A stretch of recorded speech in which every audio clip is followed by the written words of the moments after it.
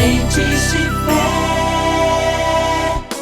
Oh, Pastor Oídes José do Carmo. Olá, amados, quero abraçá-los na graça e na paz do Senhor e convidá-los a uma leitura na Palavra de Deus, no Evangelho segundo escreveu Mateus, capítulo 2, os versículos 8 a 12.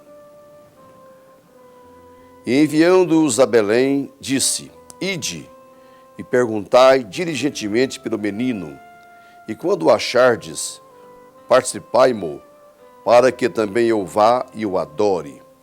E tendo eles ouvido o rei, partiram. E eis que a estrela que tinham visto no oriente ia adiante deles, até que chegando, se deteve sobre o lugar onde estava o menino. E vendo eles a estrela, alegraram-se muito com grande júbilo. E entrando na casa, acharam o menino com Maria, sua mãe, e prostrando-se o adoraram. E abrindo seus tesouros, lhe ofertaram dádivas, ouro, incenso e mirra. E sendo por divina revelação avisados em sonhos, para que não voltassem para junto de Herodes, partiram para sua terra por outro caminho. Muito bem, meus amados que nos prestigiam nesse momento, nós estamos na nossa denominação, Assembleia de Deus, Ministério de Madureira, durante esses 3 meses, junho, agosto e setembro, ministrando nas manhãs de domingos, na escola dominical, sobre o Evangelho de Mateus. Na verdade, o Evangelho de Jesus Cristo, segundo a visão de Mateus. Este Evangelho de Mateus trata de Jesus como Rei. É o Evangelho do Reino de Deus. Em razão disto, me ocorre aqui hoje trazer uma palavra dentro do Evangelho de Mateus. Aqui traça um momento histórico na vida do povo de Deus, em especial Israel. Quando Jesus nasceu em Belém de Judá, Israel estava dominado pelo Império Romano. O imperador romano tinha ascensão praticamente sobre todo o mundo e, conquistando a terra da Palestina, colocou governos que agiam conforme a orientação de Roma.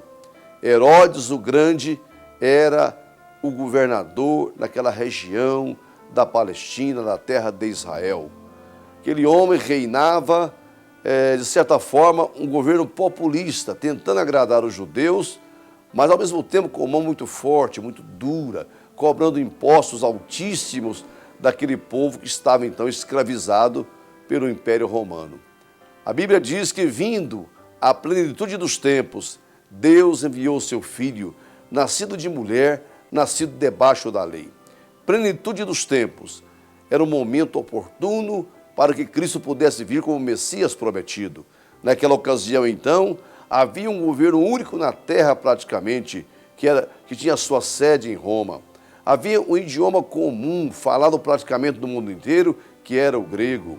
Havia em Israel uma sede, um desejo, uma expectativa muito grande do surgimento do Messias prometido no Antigo Testamento. Nessa plenitude dos tempos, Deus resgata então uma promessa antiga e envia o seu Filho Jesus, que nasceu na circunstância que todos nós conhecemos, de uma forma muito simples, muito humilde, conforme diz Isaías, como raiz de uma terra seca, não tinha parecer nem formosura, mas ele foi crescendo, crescendo e se tornou o que ele é de fato para todos nós, o Salvador do mundo, o Rei dos reis, o Senhor dos senhores. Naquele momento em Jesus nasceu, alguns magos, que eram na verdade astrólogos, não sabemos de onde eles vieram, de um local muito distante, guiado pela estrela que lhes aparecera, eles vieram ao encontro de Jesus e foram imediatamente à cidade de Jerusalém, onde estava o rei de Israel, e indagaram onde é nascido o rei dos judeus. Despertou então a curiosidade de Herodes, porque ele era o rei e naturalmente ele imaginaria que os seus filhos viessem suceder no trono. De repente, uma notícia que nasce um novo rei dos judeus. Ele então, muito interessado, chamou os estudiosos e eles disseram que o prometido rei de Israel, o Messias, nasceria na cidade de Belém. Então, ele chamou aqueles magos, aqueles inteligentes homens e disseram: ide a Belém e localizando o menino, o rei que acaba de nascer, vocês voltem aqui a Jerusalém para me dar o endereço, para que também eu possa futuramente ir ao seu encontro e adorá-lo. Mas é claro que o rei Herodes tinha naquilo ali uma maldade muito grande, uma malícia terrível. Ele queria localizar a criança para mandar matá-la. Mas olha o que acontece aqui. A palavra diz que os magos, identificando o local onde estava Jesus, o menino Jesus, eles abriram os seus tesouros, adoraram a Jesus, ofertando incenso, mirra, ouro, e foram dormir naquela noite. E a palavra diz que naquela noite eles tiveram uma divina revelação, para que não voltassem a Herodes, porque Deus sabia da crueldade daquele homem e da sua estratégia maligna para abortar o surgimento de Cristo na face da terra. E a palavra diz então, é aqui que eu quero firmar a minha palavra nessa oportunidade, trazer a minha mensagem para vocês aqui hoje. Diz a palavra que os magos, avisados por divina revelação, não voltaram a Herodes, mas seguiram para a sua terra por outro caminho. Quero tirar daqui uma lição muito especial. Toda pessoa que tem um encontro com Cristo, que conhece Jesus, ele não volta pelo caminho que ele chegou a Cristo. Porque encontrando com Jesus, algo há de acontecer na vida da pessoa. Uma mudança, uma libertação, uma cura. O Senhor não deixa a pessoa voltar da forma que chegou a Ele. Há muitos caminhos que levam a pessoa a procurar por Jesus, ao encontro do Senhor. Às vezes alguém diz que quem não vem por amor, vem pela dor. Pode ser que muita gente se aproxima de Jesus por amor, porque descobre que Ele é o Salvador único.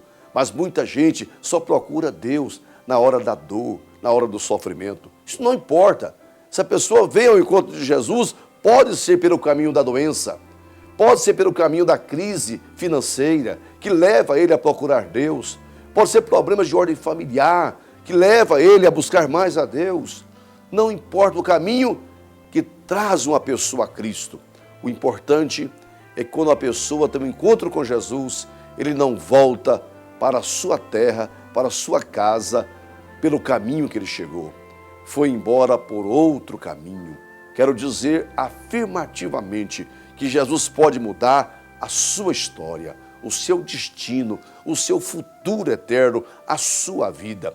Pessoas que dizem que conheceu Jesus, que conheceu Deus, mas que continua trilhando o mesmo caminho, na verdade, ele não conheceu o Senhor. Ele não teve um encontro com Jesus. Impossível encontrar com Deus e não ter uma transformação na vida. Não ter uma mudança de rumo, de história. Isso é uma realidade cristalina que nós sabemos.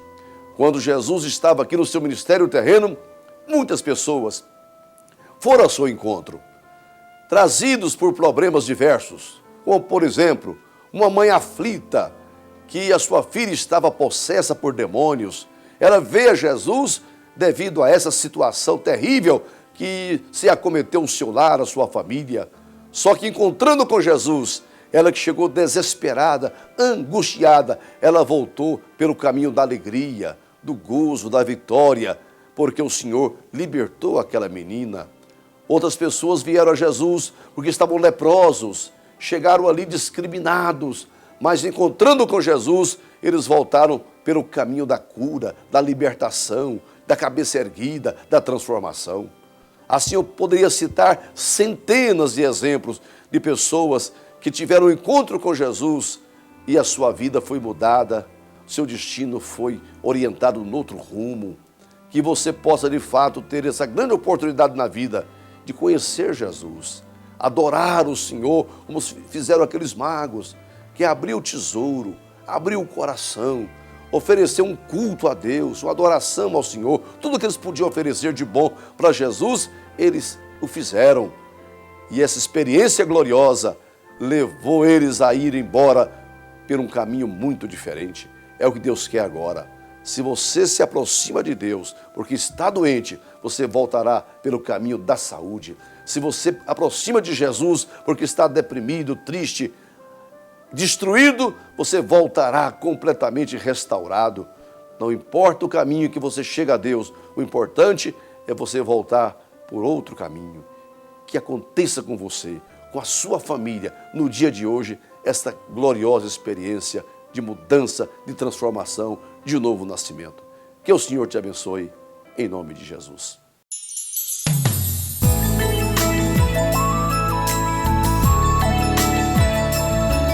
Sementes de fé. Oh, Pastor Oídes José.